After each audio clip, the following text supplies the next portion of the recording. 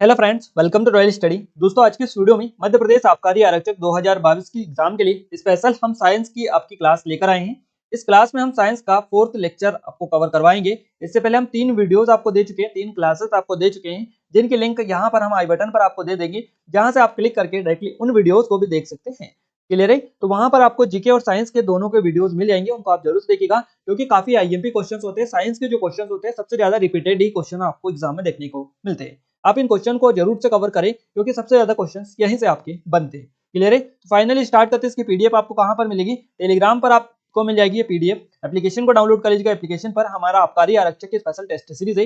इस वाले कोर्स में पीडीएफ को हमने डाल दिया है, इससे पहले की जितनी भी पीडीएफ है ये, और ये भी उसी में डाल दी जाएगी, जो कि फ्री ऑफ कॉस्ट रहेगी, कोई भी चार्ज नहीं रहेगा। क्लियर है? तो इसको आप वहां से प्राप्त कर सकते हैं। क्लियर है? इसके अलावा हमारी आबकारी आरक्षक के लिए स्पेशल टेस्ट सीरीज है, इसको भी आप ज्वाइन कर लीजिएगा। आज रात 12 बजे लास्ट ऑफर है, इसके बाद में दोबारा से ये ऑफर आपको नहीं मिलने वाला है। क्लियर है? तो ये ऑफर की पूरी डिटेल है, 90% की छूट आपको दी जा रही है हमारे सभी कोर्सेज पर। कोर्सेज की डिटेल ये है, कौन सा कोर्स कितने का मिल रहा है, सारा आपको मेंशन कर रखा है। Happy new year coupon code है हमारे, है ना। तो 3 तारीख रात 12 बजे लास्ट ऑफर है, इसके बाद में ये ऑफर समाप्त हो जाएगा, दोबारा से ये आपको नहीं मिलने वाला है। क्लियर है? अब फाइनली स्टार्ट करते हैं। कुछ डाउट है, कुछ क्वेरी तो आप हमें नंबर पर कॉन्टैक्ट कर सकते हैं। कुछ भी पूछना है, कुछ डाउट है, कुछ समझ में नहीं आ रहा है, जैसे कि अप्लाई करना है, तो आप हमें नंबर पर कॉन्टैक्ट करके पूछ सकते हैं। फाइनली स्टार्ट करते हैं बिना टाइम वेस्ट किए। देखिए, हमारा पहला क्वेश्चन जो निकल कर आ रहा है ये है हमारा, जब सभी समांतर किरणें समतल पृष्ठों से या पृष्ठ से परावर्तित होती है तो वे समांतर नहीं रहती। यह परावर्तन इस रूप में जाना जाता है। देखिए, हमने दोनों आपके कर दिए हैं, बाइलिंगुअल कर दिया है, हिंदी और इंग्लिश दोनों में, ताकि आपको समझने में दिक्कत ना हो। जब सभी समांतर किरणें समतल पृष्ठ से परावर्तित होती है तो वे समानांतर नहीं रहती हैं, और यह परावर्तन इस रूप में जाना जाता है। ये जो परावर्तन जाना जाता है, इसको बोला जाता है विसरित परावर्तन, डिफ्यूज्ड रिफ्लेक्शन। याद रखिएगा, डिफ्यूज्ड रिफ्लेक्शन इसको बोला जाता है विसरित परावर्तन।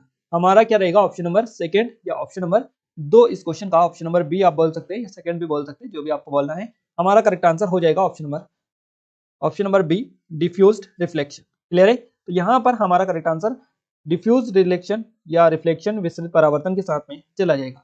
अगले क्वेश्चन की ओर आगे बढ़ते हैं। अगला क्वेश्चन है, निम्न में से किसमें बड़ी केंद्रीय रिक्तिका वाली साइटोप्लाज्म की एक पतली परत होती है? निम्न में से किसमें बड़ी केंद्रीय रिक्तिका वाली साइटोप्लाज्म की एक पतली परत होती है? तो इस क्वेश्चन का जो सही जवाब रहेगा ये रहेगा पादप कोशिका में, प्लांट सेल में ये पाया जाता है। प्लांट सेल हमारा 4th option, option number D इस क्वेश्चन का सही जवाब रहेगा। पादप कोशिका में बड़ी केंद्रीय रिक्ति वाली साइटोप्लाज्म की एक पतली परत होती है, तो ये पादप कोशिका करेक्ट आंसर हो जाएगा। अगला क्वेश्चन है हमारा, निम्नलिखित में से कौन एक उदासीन ऑक्साइड है? इनमें से कौन एक उदासीन ऑक्साइड है? सही जवाब क्या रहेगा? सही जवाब रहेगा CO, यानी हमारा option number C correct answer रहेगा। CO जो है ये एक उदासीन ऑक्साइड होती है। अगला क्वेश्चन है, निम्न में से क्या सौर प्रणाली का एक सदस्य नहीं है? आपको बताना है which one of the following is not a member of the solar system. आपको बताना है कि इसमें से कौन सा सौर परिवार का सदस्य नहीं है ना। देखिए, यहाँ पर आपका सही जवाब क्या रहेगा? धूमकेतु सौर परिवार का हिस्सा है, ध्रुव तारा है, उपग्रह भी होता है, तो ये सभी सौर परिवार का एक हिस्सा होता है। बट तारामंडल कॉन्स्टेलेशन जो होता है, कॉन्स्टेलेशन ये तारामंडल होता है, और ये सौर परिवार का हिस्सा नहीं होता है। डी ऑप्शन इस क्वेश्चन का करेक्ट आंसर रहेगा। अगले क्वेश्चन की ओर आगे बढ़ते हैं। अगला क्वेश्चन भी काफी इंपॉर्टेंट है आपके लिए, है ना। तो जो क्वेश्चन हमारा रहेगा नेक्स्ट वाला, ये क्वेश्चन है आपका कि पत्तियों की सतह से जल वाष्प की क्षति क्या कहलाती है? पत्तियों की सतह से जल वाष्प की जो क्षति होती है ये क्या कहलाती है, ये आपसे पूछा है। पत्तियों की सतह से जल वाष्प की क्षति क्या कहलाती है, ये आपको बताना है। सही जवाब रहेगा ये होता है ट्रांसपिरेशन।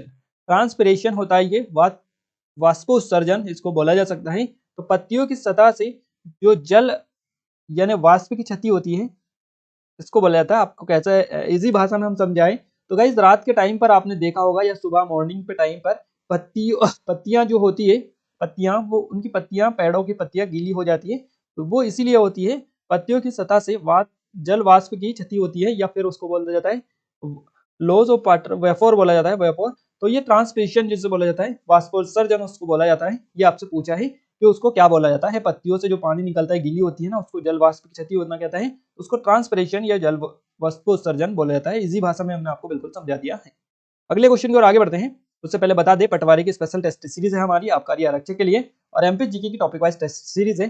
आज रात 12 बजे तक ये ऑफर रहेगा, न्यू ईयर स्पेशल ऑफर। तो अगर आपने अभी तक इनरोल नहीं किया कर लीजिएगा, काफी अच्छा स्पेशल ऑफर है और ये ऑफर दोबारा से आपको नहीं मिलने वाला है। आपको डेमो की लिंक जो है हमने डिस्क्रिप्शन में डाल दिया, वहां से आप चेकआउट कर सकते हैं, सारी डिटेल वहीं पर आपको मिल जाएगी। हमारी ये ईबुक है 2022 की एमपी करंट अफेयर की, जिसमें 2022 का पूरा मध्य प्रदेश का करंट अफेयर डाला हुआ है।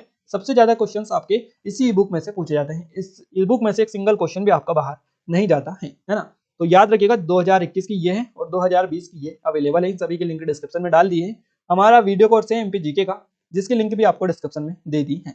इन सभी के लिंक डिस्क्रिप्शन में जाकर चेकआउट कर लीजिएगा, एप्लीकेशन को डाउनलोड कर लीजिएगा, टेलीग्राम को ज्वाइन कर लीजिएगा। न्यू ईयर स्पेशल ऑफर के तहत ये सारी चीजें आपको बिल्कुल कम प्राइस में मिल रही है और आज रात 12 बजे के बाद में ये ऑफर समाप्त हो जाएगा, दोबारा से ये आपको नहीं मिलने वाली है। तो happy new year coupon code है, इनको यूज करिएगा। कोई डाउट है, कुछ क्वेरीज तो आप हमें नंबर पर कॉन्टैक्ट कर सकते हैं। कंटिन्यू करते हैं हमारे क्वेश्चन को। अगला क्वेश्चन है, एक आकाशीय पिंड जो तारों की तरह जल रहा है। एक आकाशीय पिंड होता है जो तारों की तरह जल रहा है तथा पृथ्वी की तरफ बढ़ रहा है, उसे इस नाम से जाना जाता है। इसके किस नाम से जाना जाता है ये आपसे पूछा है ना। एक आकाशीय पिंड होता है जो तारे की तरह जल रहा हो और पृथ्वी की तरह बढ़ रहा हो तरफ, तो उसको किस नाम से जाना जाता है। इसको क्या बोला जाता है, इसको उल्का पिंड बोला जाता है। क्या बोला जाता है, उल्का उसको बोला जाता है, उल्का बोला जाता है। हमारा डी ऑप्शन इस क्वेश्चन का सही जवाब रहेगा। एक ऐसा आकाशीय पिंड जो तारों की तरह जल रहा हो और पृथ्वी की तरफ बढ़ रहा हो, उसे उल्का पिंड के नाम से जाना जाता है। अगला क्वेश्चन है, रदरफोर्ड ने अपने प्रयोग के लिए किसी अन्य तत्व का चयन नहीं करके केवल स्वर्ण का ही चयन क्यों किया। रदरफोर्ड ने अपने प्रयोग के लिए किस तत्व का प्रयोग किया, इस तरह से भी क्वेश्चन बन सकता है। तो उन्होंने स्वर्ण का प्रयोग किया था, हमें क्वेश्चन से ही पता चल गया है। रदरफोर्ड ने अपने प्रयोग के लिए किसी अन्य तत्व का चयन नहीं करके केवल स्वर्ण का ही या सोने का ही चयन किया, गोल्ड का, है ना। तो ये क्यों किया इन्होंने, आपको बताना है, उसका कारण बताना है, क्या कारण इसका था। तो इसका जो कारण था वो ये था कि इसकी उच्च आघात वर्धनीयता जो है, ये इसके कारण इन्होंने जो है इसका चयन किया। तो due to its high metallicity, याद रखिएगा हमारा क्या रहेगा इस क्वेश्चन का, option number C correct answer हो जाएगा, ऑप्शन नंबर थर्ड। उसकी उच्च आघात वर्धनीयता के कारण जो है इसका चयन उन्होंने किया था। अगला क्वेश्चन है, लोहे के पात्रों को टिन से लेपित किया जाता है। लोहे के पात्रों को टिन से लेपित किया जाता है, क्यों किया जाता है, क्योंकि जंग की रोकथाम की जा सके। यह जंग की रोकथाम के लिए इसको टिन से लेपित किया जाता है, लोहे के पात्रों को। यहाँ पर हमारा इस क्वेश्चन का ऑप्शन नंबर थर्ड यानी सी ऑप्शन करेक्ट आंसर हो जाएगा। अगला क्वेश्चन है हमारा गाइस कि अमीबा एक प्रक्रिया के माध्यम से अपना भोजन प्राप्त करता है, जो क्या कहलाता है। अमीबा एक प्रक्रिया के माध्यम से अपना भोजन प्राप्त करता है, जिसको क्या कहते हैं। इसको कहा जाता है एंडोसाइटोटिस। एंडोसाइटोटिस इसको बोला जाता है। क्या रहेगा सही जवाब, ऑप्शन नंबर बी या सेकंड हमारा करेक्ट आंसर हो जाएगा। अमीबा एक प्रक्रिया के माध्यम से अपना भोजन प्राप्त करता है, जिसको एंडोसाइटोटिस बोला जाता है। अगला क्वेश्चन है हमारा, एक तिलचट्टे के शरीर में वे छिद्र जिनके माध्यम से वह शोषण के लिए अपने शरीर में वायु लेता है और उन्हें क्या कहते हैं, क्या कहा जाता है ना। क्वेश्चन को एक बार और समझा दे। एक तिलचिट्टे के शरीर में वे छिद्र जिनके माध्यम से यह श्वसन के लिए अपने शरीर में वायु लेता है, उन्हें क्या कहा जाता है। उन्हें श्वास रंध्र बोलते हैं। क्या बोलते हैं, श्वास रंध्र उनको बोला जाता है, जिसके द्वारा तिलचट्टे के शरीर में छिद्र होते हैं और छिद्र के माध्यम से वह श्वास लेता है अपने शरीर के अंदर, तो उसको श्वास रंध्र बोला जाता है। क्या बोला जाता है, श्वास रंध्र बोला जाता है, ना कि श्वास नली, नासा द्वार और जल रंध्र। फर्स्ट ऑप्शन इस क्वेश्चन का सही जवाब हमारा रहेगा। अगला क्वेश्चन है, उस विशेषता की पहचान कीजिए जो जुताई के लिए उपयुक्त नहीं है। उस विशेषता की आपको पहचान करनी है जो जुताई के लिए उपयुक्त नहीं होती है। अब आपको सभी को पता होना चाहिए क्या क्या होती है और कौन सी नहीं होती है। देखिए यहाँ पर हम सभी को पढ़ लेते हैं। इससे जड़ें गहराई तक मृदा में प्रविष्ट करती है जुताई से। इसके अलावा यह जड़ों को श्वास लेने में सक्षम बनाता है और शीर्ष तक पोषण समृद्ध मृदा को लाता है। नेक्स्ट है, यह केंचुओं और सूक्ष्म जीवों की वृद्धि में मदद करता है। और अगला है, यह फसलों को खरपतवार से प्रभावित होने से बचाता है। और इस क्वेश्चन का जो सही जवाब रहेगा, यह हमारा बिल्कुल सही जवाब रहेगा ऑप्शन नंबर डी के साथ में। यह फसलों को खरपतवार से प्रभावित होने से बचाता है। तो ये जुताई के लिए उपयुक्त नहीं है ना। हमसे पूछा था कि उस विशेषता की पहचान कीजिए जो जुताई के लिए उपयुक्त नहीं है। तो ये जो डी वाली है, ऑप्शन नंबर डी, ये जुताई के लिए उपयुक्त नहीं है। बाकी फर्स्ट, सेकंड और थर्ड, ये तीनों जो हैं ये जुताई के लिए उपयुक्त होती है। अगला क्वेश्चन है हमारा, निम्न में से उच्च उत्पादन वाले भैंस की नस्ल की पहचान करना है आपको। जो ज्यादा उत्पादन करती हो उस भैंस की नस्ल को आपको पहचानना है। तो याद रखिएगा, जो बफेलो की जो ये किस्म है या फिर आप बोल सकते हैं आइडेंटिफाई आपको करना है ना। उच्च उत्पादन वाले भैंस की नस्ल की पहचान आपको करना है और ये भैंस कौन सी है, साहिवाल, कर्णफ्राइस, जर्सी या मुर्रा, है ना। इस क्वेश्चन का जो सही जवाब रहेगा उच्च उत्पादन के लिए जो भैंस की नस्ल को पहचाना जाता है या जाना जाता है उच्च उत्पादन के लिए, वो है आपकी मुर्रा। मुर्रा मुर्रा के नाम से उसको जाना जाता है। हमारा फोर्थ ऑप्शन या डी ऑप्शन हमारा करेक्ट आंसर इस क्वेश्चन का रहेगा। अगला क्वेश्चन है गाइस, पेयजल के रूप में आपूर्ति होने की पूर्व जल के शुद्धिकरण में प्रयुक्त होने वाले प्रक्रियाओं के सही क्रम की आपको पहचान करना है। पेयजल के रूप में आपूर्ति होने के पूर्व जल के शुद्धिकरण में प्रयुक्त होने वाली प्रक्रियाओं के सही क्रम की पहचान करना है। तो आप क्रम आप जमाइए जल्दी से कि क्या क्या क्रम होना चाहिए। क्लियर है? तो देखिए यहाँ पर भारण, निस्पंदन, क्लोरीनन, अवसादन, है ना। अवसादन, भारण, निस्पंदन, क्लोरीन, निस्पंदन, अवसादन, अवसादन, भारण, क्लोरीनन, इसके अलावा क्लोरीनन, भारण, निस्पंदन, अवसादन, है ना। तो यहाँ पर सबसे जो पहले आएगा ये आएगा सेडिमेंटेशन, जिसको बोला जाता है अवसादन, है ना। उसके बाद में कौन सा आएगा, फिर आएगा लोडिंग यानी भारण। उसके बाद में आएगा फिल्ट्रेशन, निस्पंदन, जिसको बोला जाता है। और उसके बाद में आएगा क्लोरीनेशन, जिसको क्लोरीनन बोला जाता है। तो ये जो प्रोसेस होती है, सही क्रम होता है, प्रक्रिया होती है पेयजल के रूप में आपूर्ति होने वाले जल की। तो याद रखिएगा सेडिमेंटेशन, लोडिंग, फिल्ट्रेशन और क्लोरीनेशन। तो यहाँ पर हमारा ऑप्शन सेकंड के साथ में चला जाएगा, अवसादन, भारण, निस्पंदन और क्लोरीनन। अगला क्वेश्चन है हमारा, फ्लोएम ऊतक के विषय में गलत कथन का चयन आपको करना है। फ्लोएम ऊतक के बारे में गलत कथन को पहचानना है। गलत कथन कौन सा है इसमें से, तो ये जीवित होते हैं, है ना, ये जीवित होते हैं, उसमें पतली भित्ति वाली कोशिकाएं होती है, ये जल व खनिजों को जड़ों से के अन्य भाग तक पहुंचाते हैं, वे पत्तियों से भोजन को अन्य भागों तक पहुंचाते हैं। अब ये आपको ये पता है फ्लोएम, है ना, दो होते हैं, एक तो आपके जाइलम होते हैं, एक आपके फ्लोएम होते हैं। जाइलम और फ्लोएम, जाइलम किस काम में आते हैं और फ्लोएम किस काम में आते हैं, दोनों का आपको पता होना चाहिए, क्योंकि दोनों एक दूसरे के साथ ही अगर एक याद हो गया तो दूसरा तो ऑटोमेटिक आपको याद हो जाएगा। क्लियर है? तो इस क्वेश्चन का जो सही जवाब रहेगा, देखिए ये जो फ्लोएम होते हैं ये जल और खनिजों को जड़ों के अन्य भागों तक पहुंचाते हैं। तो वे जल और खनिजों को जड़ों के अन्य भागों तक पहुंचाते हैं, फ्लोएम का ये कार्य होता है। तो हमारा क्या रहेगा, ऑप्शन नंबर सी इस क्वेश्चन का सही जवाब रहेगा। अगला क्वेश्चन है हमारा, सही विकल्प आपको चिन्हित करना है कि सही विकल्प इसमें से कौन सा है, स्पॉट द करेक्ट वन, इसमें से आपको करेक्ट आंसर निकालना है। तो करेक्ट जो आंसर है कौन सा रहेगा, कोशिकाएं, कोशिकांग, अंग, जीव, कोशिकाएं, अणु, अंगक, जीव, कोशिकाएं, ऊतक, अंग और अंग तंत्र जीव, या फिर अणु कोशिकाएं, अंग तंत्र जीव। तो इस क्वेश्चन का जो सही जवाब हमारा रहेगा, ये देखिए सबसे पहले और सबसे बाद में, ये आपको थोड़ा सा क्रम इनका याद रखना है। देखिए किस चीज से मिलकर क्या क्या होता है ना। तो यहाँ पर हम आपको बता दें, मेन होती है सेल्स, सेल्स आपको बताइए सबसे पहले आती है, तो सेल्स हो जाएंगी, सेल्स के बाद में टिश्यूज हो जाएंगी, सेल्स होती है, सेल्स के बाद में टिश्यूज हो जाएंगे, फिर ऑर्गन, ऑर्गन के बाद में ऑर्गन सिस्टम पर ऑर्गेनिज्म बनता है, तो कोशिकाएं, ऊतक, अंग और अंग तंत्र, फिर जीव। तो याद रखिएगा सबसे जो छोटी होती है ये कोशिकाएं, सेल्स होती है, सेल्स से मिलकर टिश्यूज बनते हैं, टिश्यू से मिलकर ऑर्गन, ऑर्गन से ऑर्गन सिस्टम बनता है और ऑर्गन सिस्टम से ऑर्गेनिज्म बनता है। तो इस तरह से ये प्रोसेस होती है। तो ये ही सही क्रम रहेगा हमारा कि ऑप्शन 3 इस क्वेश्चन का सी ऑप्शन करेक्ट आंसर हो जाएगा। अगला क्वेश्चन है, दो ऐसी रबी की फसलों के नाम बताइए जिसमें प्रोटीन पाया जाता है। दो ऐसी रबी की फसलों के नाम बताइए जिनमें प्रोटीन पाया जाता है। तो रबी की फसलें जो कि गर्मी के टाइम पर उगाई जाती हैं उनको रबी की फसलें बोली जाती है। और इनका जो ये होता है टाइम पीरियड, ये अक्टूबर के माह से होता है, अक्टूबर नवंबर से फरवरी तक होता है, फरवरी मार्च अप्रैल तक भी हो सकता है। तो ये याद रखिएगा, ये क्रम याद रखिएगा, ये रबी की फसलें होती है। और खरीफ की जो फसलें होती हैं, खरीफ की फसलें जुलाई से सितंबर अक्टूबर तक होती है। तो आप याद रखिएगा, गरीब गर्मी की या फिर आप रबी की फसलें बोले तो गर्मी है, और खरीफ की बोले तो बारिश की होती है। सीधी भाषा में याद रखें, आप आसानी से याद कर सकते हैं। तो गाइज यहाँ पर हमको पूछा गया है कि दो ऐसी रबी की फसलों के नाम बताइए जिनमें प्रोटीन पाया जाता है। अब रबी हम फाइंड करते हैं कि रबी की फसलें कौन कौन सी होती हैं। देखिए यहाँ पर हमको सही जवाब जो रहेगा, ये एक तो दालें होती है और चना होता है।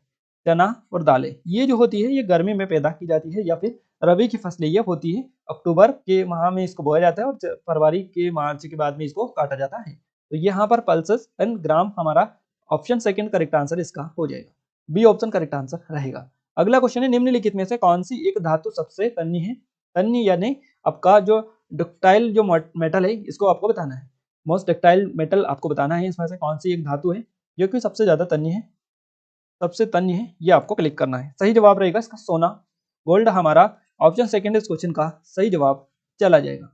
अगला क्वेश्चन है, जब 4 जनन कोशिकाएं मदर सेल्स एक बार विभाजित होती हैं तो कितनी संतति कोशिकाएं मदर सेल्स जो डॉटर सेल्स है ये उत्पन्न उससे होती है। जब 4 जनन कोशिकाएं मदर सेल्स विभाजित होती हैं एक बार, तो वो कितनी संतति जो कोशिका होती है डॉटर सेल्स उनको उत्पन्न करती है। तो इस क्वेश्चन का जो सही जवाब रहेगा गाइस, ये रहेगा हमारा ऑप्शन नंबर 4, यानी 8 जो डॉटर सेल्स है ये उत्पन्न होती है। याद रखिएगा, जब भी 4 कोशिकाएं मदर सेल से विभाजित होगी तो 8 डॉटर सेल्स का उत्पन्न उससे होगी। हमारा क्या रहेगा, ऑप्शन नंबर 4 इस क्वेश्चन का सही जवाब रहेगा। अगला क्वेश्चन है हमारा गाइस, अगला क्वेश्चन है हमारा, क्वेश्चन है, देखिए क्वेश्चन को हम निकाल लेते हैं। वैद्युतीय अपघटन से अवमुक्त होने वाली धातु पर जमा होती है। वैद्युतीय अपघटन से अवमुक्त होने वाली धातु पर जमा होती है, क्या होती है? डिब्बे के कोनों में कैथोड, एनोड पर आधा, कैथोड पर आधा एनोड, है ना। तो वैद्युतीय अपघटन से अवमुक्त होने वाली धातु रिक्त स्थान पर जमा होती है, तो ये किस पर जमा होती है? ये कैथोड पर जमा होती है, कैथोड। सेकंड हमारा करेक्ट आंसर रहेगा। अगला क्वेश्चन है, कक्षा की आकृति जिसमें एक धूमकेतु सूर्य के चारों ओर घूमता है वह कौन सी कक्षा होती है ना। कक्षा की आकृति जिसमें एक धूमकेतु सूर्य के चारों ओर घूमता है, आपको बताना है वो कौन सी कक्षा होती है। उसको उच्च रूप से दीर्घ वृत्ताकार बोला जाता है, हाई एलिप्टिकल बोला जाता है जिसको, उच्च रूप से दीर्घ वृत्ताकार। यहाँ पर हमारा फोर्थ ऑप्शन करेक्ट आंसर हो जाएगा। कक्षा की आकृति जिसमें एक धूमकेतु सूर्य के चारों ओर घूमता है उसको उच्च रूप से दीर्घ वृत्ताकार बोला जाता है। अगला क्वेश्चन है, शब्द प्रोटोप्लाज्म किसने निर्मित किया, या शब्द प्रोटोप्लाज्म किसने गढ़ा है ना। क्वेश्चन कुछ भी हो, आपको आपका जो समझने का तरीका है वो सही होगा और जल्दी से समझ लेंगे क्वेश्चन को तो आसानी से पहचान लेंगे। इस क्वेश्चन का सही जवाब रहेगा पुरकिंजे। पुरकिंजे ने गढ़ा इस शब्द को, पुरकिंजे के द्वारा इस शब्द को निर्मित किया गया है। हमारा सही जवाब रहेगा ऑप्शन नंबर सेकेंड।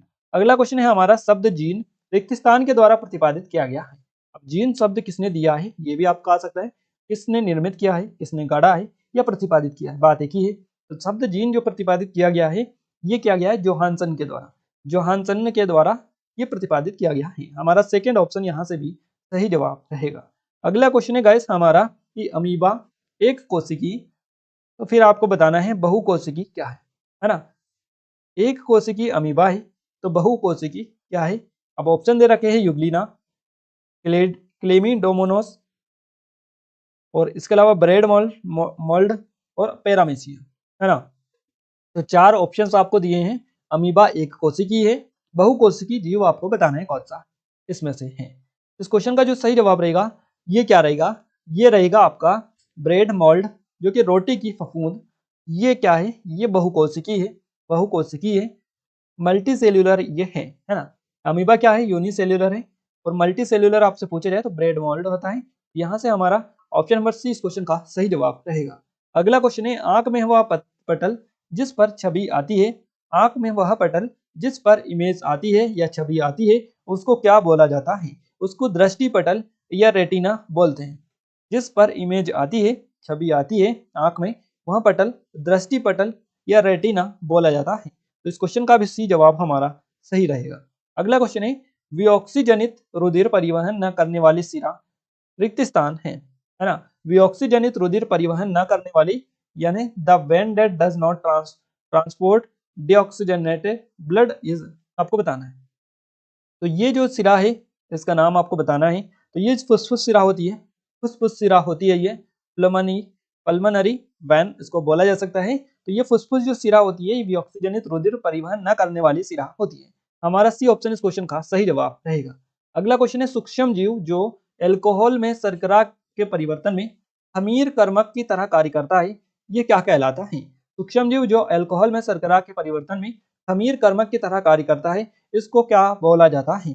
इसको खमीर बोला जाता है, इष्ट बोला जाता है, क्या बोला जाता है, इष्ट बोला जाता है, खमीर, यानी ऑप्शन डी इस क्वेश्चन का सही जवाब रहेगा।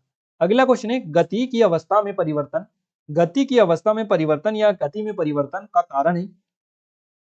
तो गति की अवस्था में परिवर्तन या गति में परिवर्तन जो कारण है ये है फोर्स का, बल का। है ना। बल या फोर्स का ये कारण होता है गति की अवस्था में परिवर्तन या गति में परिवर्तन।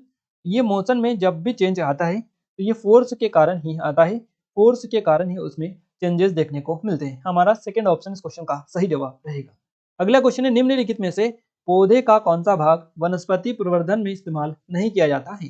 तो पौधे का कौन सा भाग वनस्पति प्रवर्धन में इस्तेमाल नहीं किया जाता है। फूल जो है, फ्लावर, ये नहीं किया जाता है। फर्स्ट ऑप्शन करेक्ट आंसर रहेगा। अगला क्वेश्चन है, अक्षर बी समतल दर्पण में इसके कारण कुछ इस तरह का दिखाई देता है, जो आप यहाँ पर देख पा रहे हैं, है ना।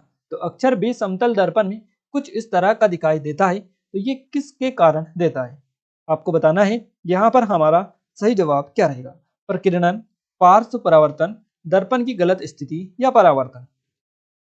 तो सही जवाब इस क्वेश्चन का रहेगा लेटरल इन्वर्सन यानी पार्श्व परिवर्तन। यहाँ पर हमारा करेक्ट आंसर हो जाएगा ऑप्शन सेकंड।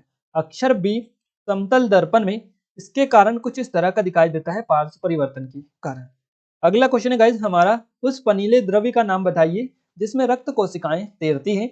उस पनीले द्रव्य को आपको बताना है ना। तो वो जो पनीला द्रव्य है उसका नाम है प्लाज्मा या जीव द्रव्य, आप उसको बोल सकते हैं प्लाज्मा जिसको बोला जाता है। जिसमें रक्त कोशिकाएं तैरती है तो वो प्लाज्मा ही होता है, जीव द्रव्य हम उसको बोलते हैं। तो सी ऑप्शन इस क्वेश्चन का सही जवाब रहेगा। गाइज यहाँ पर भी हमने टॉप 30 क्वेश्चंस कवर कर लिए हैं आपके, और ये क्वेश्चन गाइज आपकी आबकारी जो एग्जाम है इनमें 110% देखने को मिलेंगे इन्हीं में से क्वेश्चंस, क्योंकि ये कांस्टेबल के प्रीवियस ईयर क्वेश्चंस हैं। आपकी पुलिस के एग्जाम में क्वेश्चन पूछे गए थे, उसी के प्रीवियस ईयर क्वेश्चन है, और आपका पैटर्न सेम कांस्टेबल जैसा ही है, तो 110% क्वेश्चन आपके पूछे जाएंगे। हम आगे भी ऐसे ही क्वेश्चन कवर करवाते रहेंगे आपको। बस आप सपोर्ट करते रहिएगा, वीडियो को अपने दोस्तों के साथ शेयर करें। चैनल को सब्सक्राइब अभी तक नहीं किया है तो जल्दी सब्सक्राइब कर लीजिएगा, क्योंकि डेली ही आपको ऐसे ही वीडियोस मिलने वाली हैं, है ना। तो जल्दी से सब्सक्राइब कर ले, वीडियो को शेयर कर दे अपने दोस्तों को, ताकि उनको भी पता चल पाए। गाइस हमारे न्यू ईयर स्पेशल ऑफर है जिसपे अप टू 90% की छूट दी जा रही है सभी कोर्सेज पर। Coupon code happy new year है जो कि आज रात 12 बजे तक रहेंगे। अगर आपने अभी तक इनरोल नहीं किया है तो जल्दी से कर लीजिएगा। कुछ डाउट है, कुछ क्वेरीज है तो आप हमें नंबर पर कॉन्टेक्ट कर सकते हैं। पूरी डिटेल यहाँ पर मेंशन है, आप एक एक चीज वीडियो रोक कर देख सकते हैं। क्लियर है गाइस। इसके अलावा आपको पीडीएफ कहाँ पर मिलेगी, एप्लीकेशन पर मिल जाएगी, टेलीग्राम पर मिल जाएगी। आबकारी आरक्षक की जो स्पेशल टेस्ट सीरीज है उसमें भी हमने ये पीडीएफ फ्री ऑफ कॉस्ट डाल दी है, तो आप वहां से भी इसको प्राप्त कर सकते हैं। हमारी पटवारी की स्पेशल टेस्ट सीरीज है आबकारी आरक्षक की, और एमपी जीके का स्पेशल कोर्स है। इन सभी पर काफी स्पेशल ऑफर है, जल्दी से चेकआउट कीजिएगा, क्योंकि ऑफर बिल्कुल कम टाइम के लिए बचा है ना, कम टाइम के लिए बचा है। और जल्दी से आप इनरोल इसमें कर लीजिएगा, आपने अभी तक नहीं किया है तो। हमारी ये करंट अफेयर की ईबुक है 2022, 21 और 20 की, इनको भी आप चेकआउट कर सकते हैं। ये वीडियो कोर्स है हमारा, इन सभी के लिंक डिस्क्रिप्शन में डाल दी है। आई थिंक वीडियो आपको पसंद आया होगा। वीडियो कैसा लगा, कैसा नहीं लगा, आप हमें कमेंट के माध्यम से जरूर से बताइएगा। वीडियो अच्छा लगा तो वीडियो को लाइक करें, शेयर करें अपने दोस्तों के साथ, ताकि ऐसे ही वीडियो हम आपके लिए लेकर आते रहे। आज के इस वीडियो में बस इतना ही गाइस, मिलते हैं हमारे नेक्स्ट स्टडी वीडियो में। तब तक के लिए जय हिंद, वंदे मातरम।